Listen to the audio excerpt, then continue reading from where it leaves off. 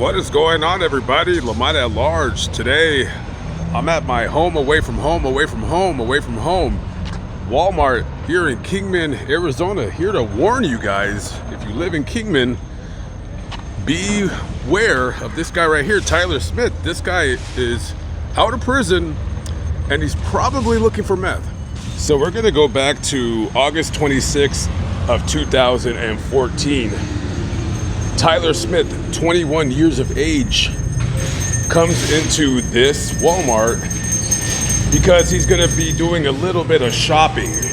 Well, shoplifting. This guy's coming here to steal. He doesn't have a job, and the only way he knows how to make money is by stealing things. Now, this guy is looking to steal whatever he can so he can go and sell it and get some money so he can buy meth.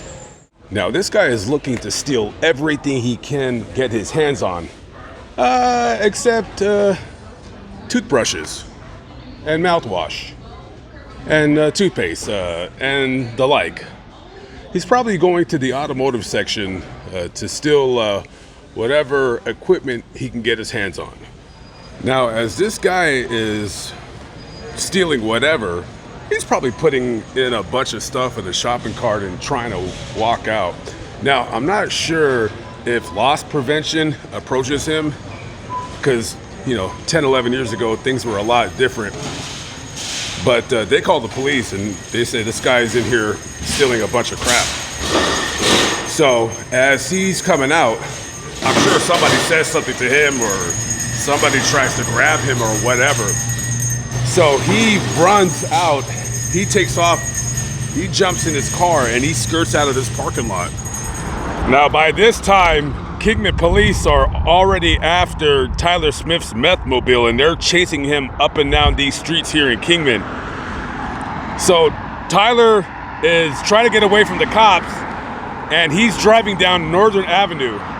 And on the corner of Northern and Glen, 75-year-old Jerry Reese is driving his 2003 Toyota Tacoma, and Tyler would hit Jerry's truck right about over there, broadside, and then his car would come crashing and stopping right exactly here where I'm standing. You can kind of see the same sign and the same tree in that photo that newspaper reporter took. So Tyler, high on meth, jumps out of his vehicle and would flee into this neighborhood right here.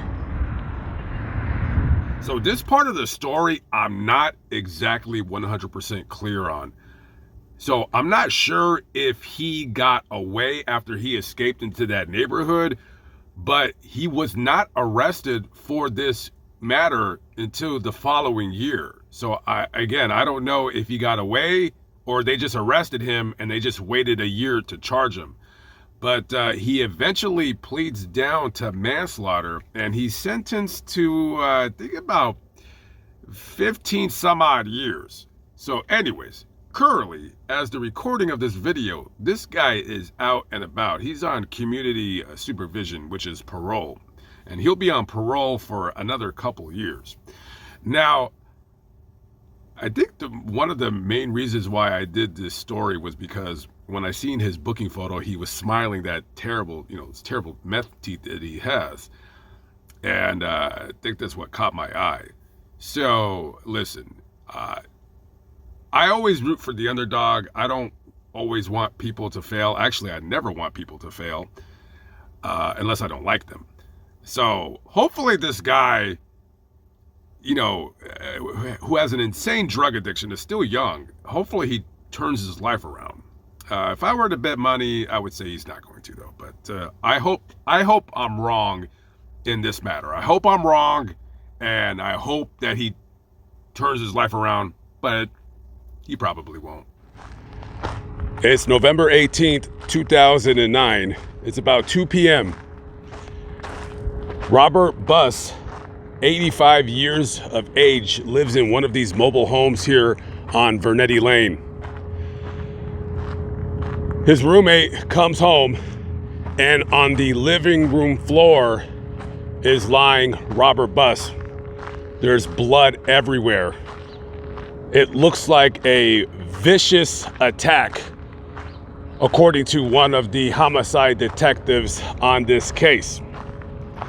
Now, on that date, Robert was supposed to go visit his daughter in California, and he had withdrawn quite a bit of money for the trip.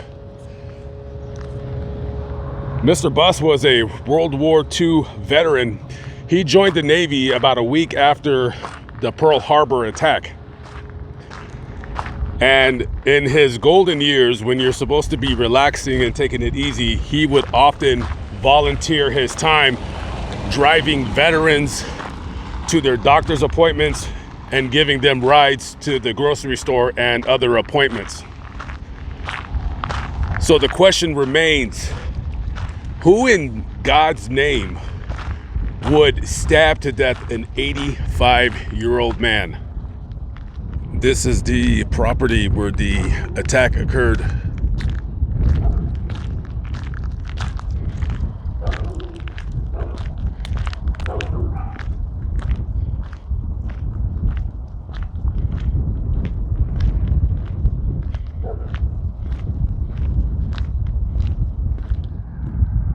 This house right here on the corner in Sherman, Texas, was once owned by 82-year-old Una Mayurd.